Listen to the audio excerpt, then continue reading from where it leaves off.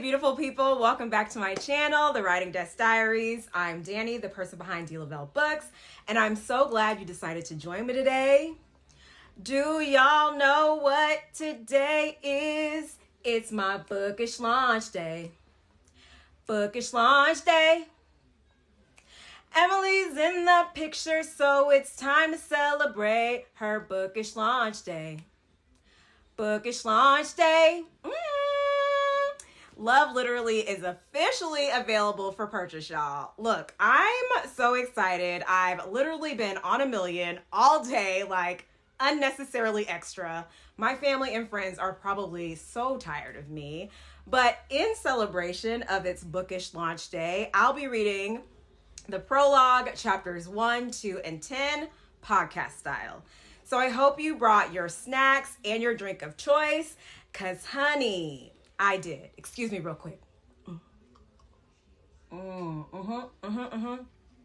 ready. Do you hear me? If you love awkward heroines, dating disasters, messy besties, complex book boyfriends, unhinged inner voices, Ally McBeal style, if you know, you know. And when the FMC finds out what happens when she starts experiencing love in real life instead of through fiction, this is your next read. I hope you'll stick around because at the end, I'll be making a special announcement. Now, let's get into it. Love Literally, an Emily Strauss story. Prologue. The first boy Emily ever loved was made entirely of paper. He had messy hair, a slow smile, and a habit of saying the right thing 2 beats too late, perfectly timed for the last page of chapter 10. He lived inside her first spiral notebook, scribbled in blue ink and rose gold gel pen. She wrote him on summer afternoons when her parents were fighting about something unmemorable, and even the cat had learned how to sulk. He was safe, unlike real boys who called her book freak or asked if she ever did anything not dramatic. He listened, he lingered, he kissed like punctuation, bold but necessary. In the story, he told her, "You don't have to be easy to love, just yourself." She wrote those words, underlined them 3 times. Then she closed the notebook, pressed it to her chest, and whispered, "Please let this be how it feels someday." But someday didn't come. What came instead were awkward silences, botched first dates, a poem she once recited mid-kiss that ended in the guy blocking her on Twitter. She kept writing anyway, because if she couldn't live the story, she could at least control the ending. Chapter 1, Pheromones and Public Humiliation. Emily Strauss's first mistake was wearing suede in Seattle. Her second was answering the fans' question honestly. The indie bookstore chapters and verse smelled like old paper and fresh hope, exactly the kind of place her characters would fall in love while browsing vintage poetry collections. The overhead lights flickered with judgment, turning every face in the signing line into a potential witness to her unraveling. Emily sat at the signing table with her signature pen, gold glitter barrel, black gel ink, forearms sweating through her blazer sleeves, trying not to hyperventilate into a complimentary cupcake. Her blazer felt like it was shrinking in real time, the fabric conspiring with her own body heat to create a portable sauna of shame. "Breathe," Chloe said softly behind her, pulling Emily's braids over her shoulders. "You're a chocolate goddess, a literary minx. Now go sign things and don't say anything weird or offensive that could get us banned for life." Emily nodded like someone who hadn't absolutely said something weird or unintentionally offensive at every event she'd ever attended. Right, normal, signing. Cupcake first or after? Chloe Carter, her best friend and agent, pushed her forward. "Sign, sugar later." The line of readers stretched halfway through the store. Fans clutched paperback copies of Kisses on the Wind, her latest romance novel, all pastel covers and dramatic sighs. Some wore pink berets. One had a tote bag that said, "I read romance and I vote." Emily smiled, signed, and repeated her safe lines. "I'm so glad you enjoyed it. Yes, the bedroom scene was based on a dream I had. Of course you can hug me, but please don't spill the tea." She was halfway through signing a copy for someone named Kaylee with a silent "k," she specified when it happened. A girl near the front asked casually and with complete innocence, "So, like, where do you get inspiration for the sex scenes?" Silence. A hush fell over the entire crowd, like someone had unplugged the room. A phone somewhere clicked into video mode. Emily blinked, Nova materializing in her mind's eye like a burlesque fever dream, all dangerous curves and weaponized confidence, reclining on a velvet settee that definitely didn't belong in Emily's subconscious. She fanned herself with a lace fan, her Victorian corset heaving dramatically, each flutter sending imaginary pheromones deep within Emily's psyche.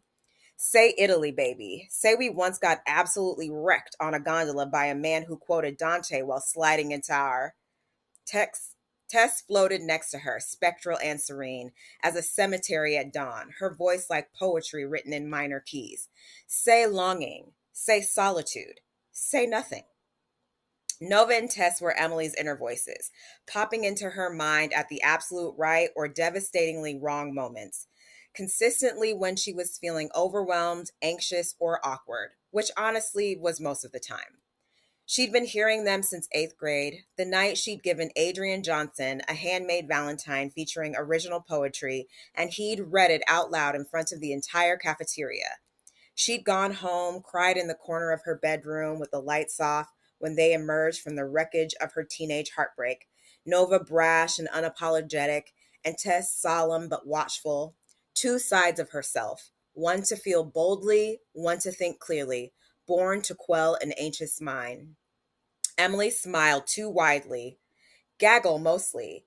Also, I've got a vivid imagination and, pheromones. The word hung in the air like a fart in an elevator. Emily watched it happen in slow motion. The collective intake of breath, the way 50 faces shifted from anticipation, confusion, to barely suppressed glee. A phone flash went off, then another. Someone in the back actually snorted. A woman in a yellow parka's mouth fell open in stages, like a garage door revealing chaos. Behind her, a teenager was already typing furiously, probably live chirping this career homicide in real time. Emily's face went nuclear, heat spreading everywhere.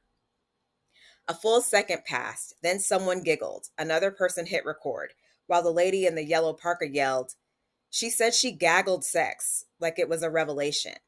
Chloe coughed, "Abort, abort." Emily forced a laugh, the kind that felt as if it belonged to someone more charming than she was. Her smile calcified into something that looked more like a grimace advertising dental pain. "I mean," she added weakly, "sometimes I feel the characters, you know."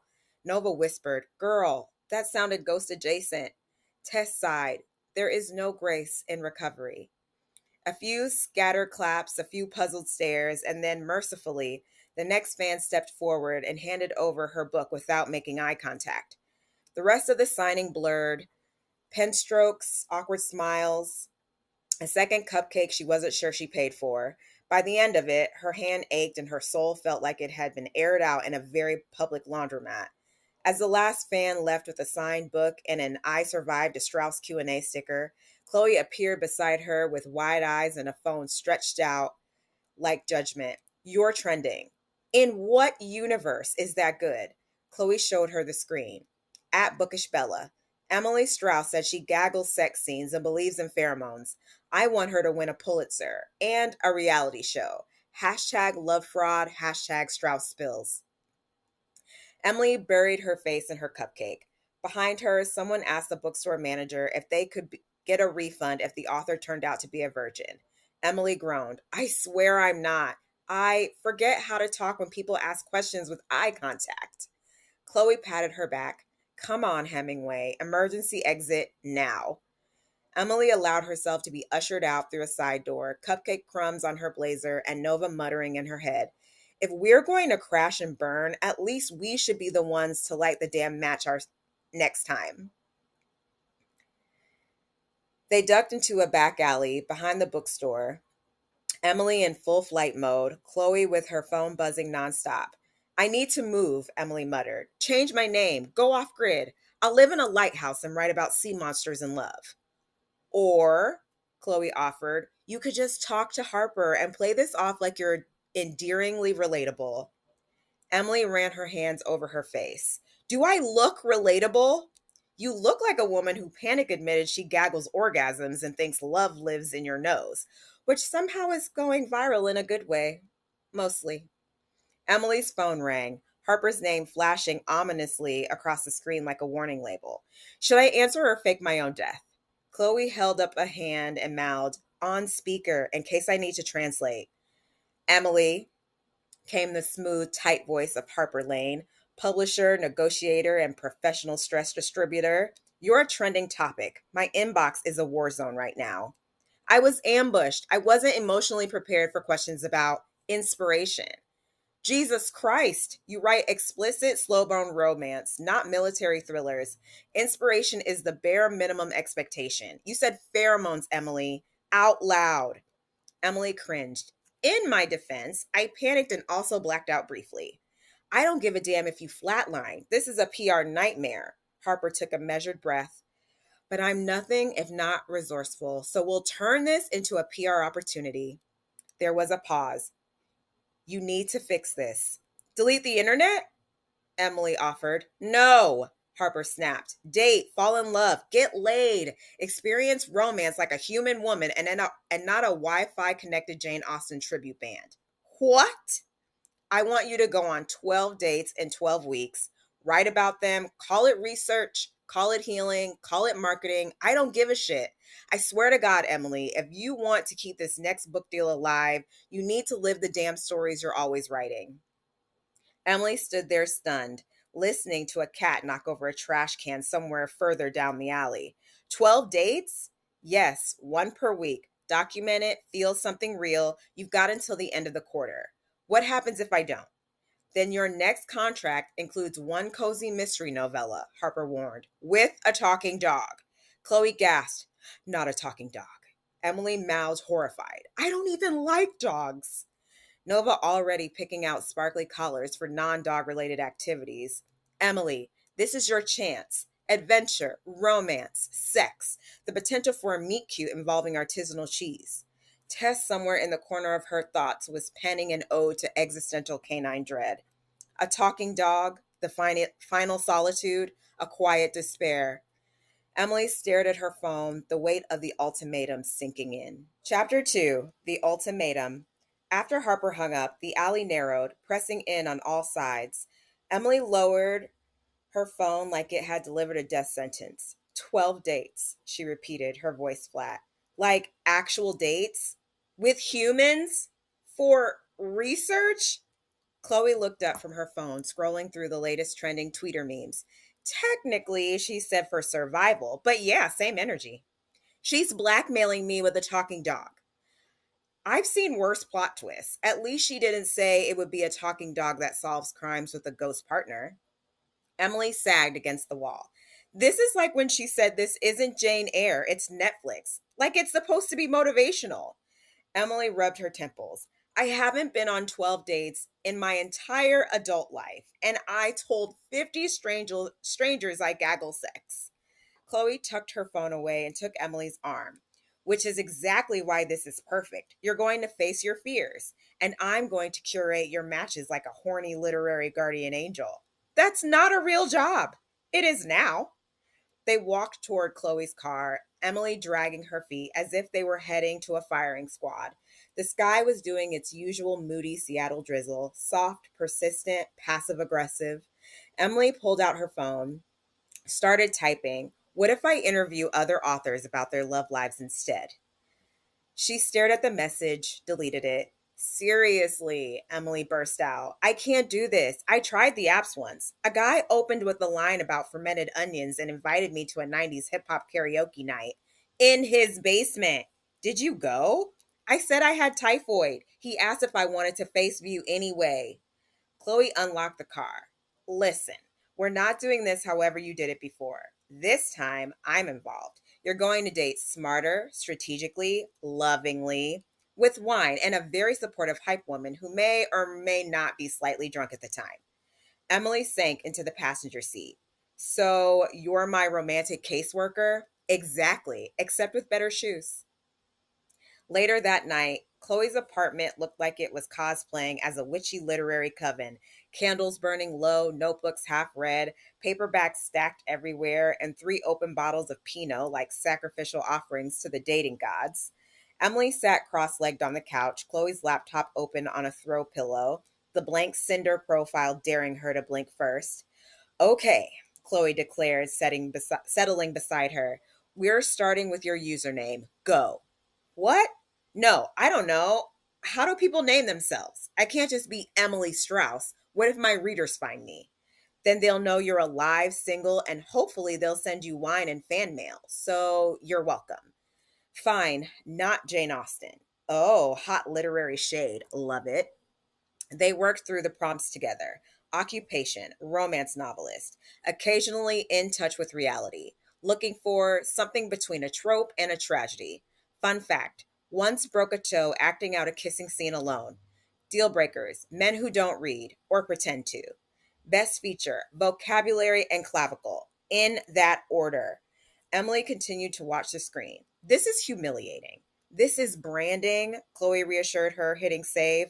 You're not just a woman on a dating app, you're an experience. Within 15 minutes, the profile was live and buzzing. First message, hey, want to grab coffee and talk about why Wuthering Heights is overrated? Second, I like girls who look like they cry in bookstores. Third, a shirtless man posing with a dead fish. Okay, no, absolutely not. Humanity is canceled. Girl, relax, Chloe said, scrolling. There's a decent one in here somewhere. You sound like a raccoon rooting through emotional garbage. I've dated in Seattle. I am a raccoon. Emily closed the laptop. I'm not doing this. I'm going back to faking my own death and writing about sea monsters falling in love. You're doing this. One date, one match this week. How about next week? I need to mentally prepare. I don't even know how to flirt in person. Once I told a man I liked his emotional landscape. Chloe raised a brow. Deal. And yet you sell fantasies for a living. They're fantasies because I don't have to live them. Chloe refilled her wine glass. Well, welcome to the rewrite. Emily reopened the laptop with all the caution of someone approaching a wild animal as a new match popped up. Username, Ben Fully Yours. Profile, writer, recovering cynic. Once fell asleep on a first date but woke up hopeful. She read it a few more times. Something about that line made her shoulders drop a little. Nova appeared in her mind, lounging in satin. Please, Lord, let this man have good collarbones. Everything starts with a good collarbone. Tess hovered near the ceiling, sighing. Let this not be another disappointment dressed as devotion. Emily closed her eyes in a silent prayer. Please don't talk about cryptocurrency. She clicked on the profile, just a soft click, barely a commitment, but her chest tightened anyway. That was the problem, wasn't it? When the tiniest hope felt like exposure, like the possibility that wasn't a possibility. Her gaze drifted toward the stack of old journals on Chloe's bookshelf, one of which she recognized. Blue cover, gold inked edges, 2014, college, the year she kissed Ryan Thornton in the quad, told her he loved Celia Quinn, and she believed him. He'd laughed afterward. I meant the singer, not the writer. She remembered standing there in the cold, hugging her jacket tighter, feeling foolish for assuming that someone who spoke her language might actually speak to her. That was the day she started writing fictional boys in earnest, ones who wouldn't mock her, who understood longing in full sentences, who never confused Quinn the poet with Quinn the neo soul artist. She swallowed the lump rising in her throat. 12 dates, she said aloud, and none of them can be Ryan Thornton. Chloe glanced over. You say something? Nothing, just editing my expectations. Chapter 10, The Annotated Nightmare. Emily almost canceled, 3 times to be exact. Once after rereading the guy's profile and realizing he'd used the word soulmate unironically, again when she remembered he'd quoted her, and the final time when Chloe offered to fake a dental emergency that required Emily's moral support and possibly a designated driver. But she didn't cancel because she just spent the day before in linen, blink starved, and listening to the sound of her own thoughts echo like a haunted podcast. So she went. And that's when it all went terribly, wonderfully wrong. Emily arrived 10 minutes late on purpose. Not enough to be rude, but enough to establish that she was the kind of woman who had things to do, prose to polish, existential spirals to indulge. The cafe was too cute, all fairy lights and reclaimed wood, the kind of place that used non-dairy as both a noun and a lifestyle. She scanned the tables and spotted him. He was already standing. You're Emily Strauss, he said before she could even sit. I've read all your books, even the novella, Oh My Tender Heart. Criminally underrated. That's quite an introduction, and also slightly alarming. I'm Josh, but you can call me whatever you want. Oh, maybe one of your favorite characters from one of your books. I'm partial to Corbin myself. I think I'll stick with the name you were given at birth. Please sit. He gestured to the chair across from him. Two menus already waiting, one crisp, the other worn down like it had been through the trenches of non dairy warfare, and two glasses of water, one with a lemon wedge that had clearly been positioned for maximum pictogram flair. She sat down slowly, like the chair might be booby trapped. You look just like your author photo, except more three dimensional. Nova appeared in her subconscious, stretched out dramatically on a bed of satin and roses. Three dimensional? Did he just compliment us like a Flixar rendering? Tess whispered from the margins of her thoughts. Admiration without comprehension is merely performance. Beware the fan who sinks the character more than the person beneath the author. Josh kept talking. I loved Kisses on the Wind. The intimacy and vulnerability of the bedroom scene, iconic. Don't tell anyone, but I cried a little. And then I bought the audiobook just so I could hear that line again. You don't have to be easy to love, just yourself. Chef's kiss, actual goosebumps. Emily smiled. That's flattering, really. He leaned in, beaming. You don't mind if I call you M, right? It's what I call you in my annotations. She froze. Come again? Your what now? He pulled out a worn copy of Yearning for More from his bag. It was thick with sticky notes, color coded tabs, and what looked suspiciously like homemade fan art tucked between the pages. I brought the others too, he said cheerfully, pulling out a stack of her books, like he was about to summon a literary demon. Would you mind signing? I figured we'd do it after dessert, but if the vibes are right. His eyebrows raised, waiting for her to respond. Emily looked at the tower of her own work sitting between them like an altar to increasingly poor decisions. Nova muttered, Tell him we only sign thighs, then watch him panic or submit. Could go either way. Tess said nothing. Her silence spoke volumes. Maybe we hold off on any and all book signings for now, Emily said, trying to smile without gritting her teeth. Josh's face fell, not dramatically, enough to trigger her default guilt reflex. Oh, totally, no worries. I just thought that this might be like a cool story someday for the grandkids. Emily coughed into her water. Excuse me? Josh grinned. I'm kidding, mostly. The server arrived. She ordered wine, red, anything to dull the surreal edge of being wooed with her own dialogue. Then during dinner, he launched into his favorite scenes, asked whether Simon from the Velvet Hour was secretly based on him. We have similar emotional arcs, he said. Then he quoted fan theories and used the phrase narrative destiny 3 times. Finally, he asked if the date would make it onto the Tweeter challenge. When the dessert menus arrived, he passed on ordering, claimed he couldn't possibly eat another thing. Instead, he pulled out a small notebook and pen. I hope you don't mind if I capture a few thoughts, impressions from the date, for my blog. You have a blog, Strauss Haas. It's mostly reviews, but I also write open letters to fictional characters. You should check it out. My most recent post was about why Adrian should have kissed Tori in chapter 7. Justice for flirty carpenters. Emily gripped her wine glass so tight she thought it might shatter.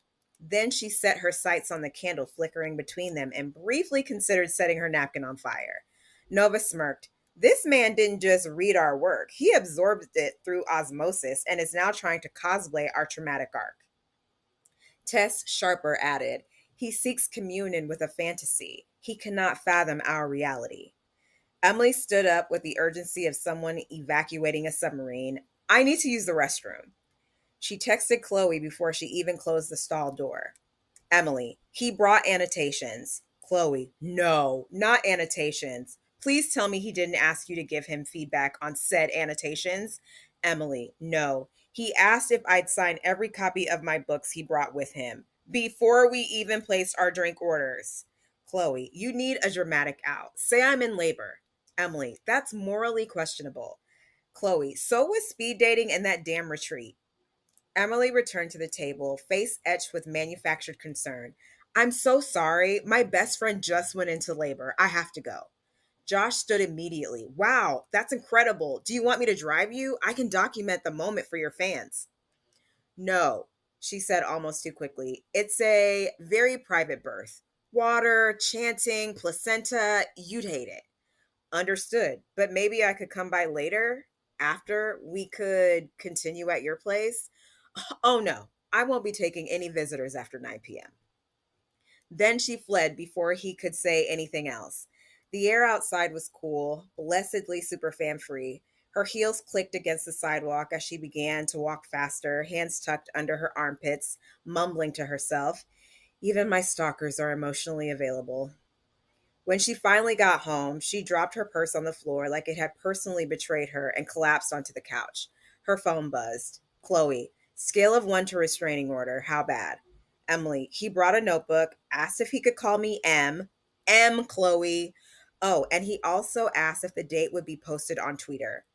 Chloe, I would like to apologize for the Twitter challenge, even if your brand of chaos tends to go viral.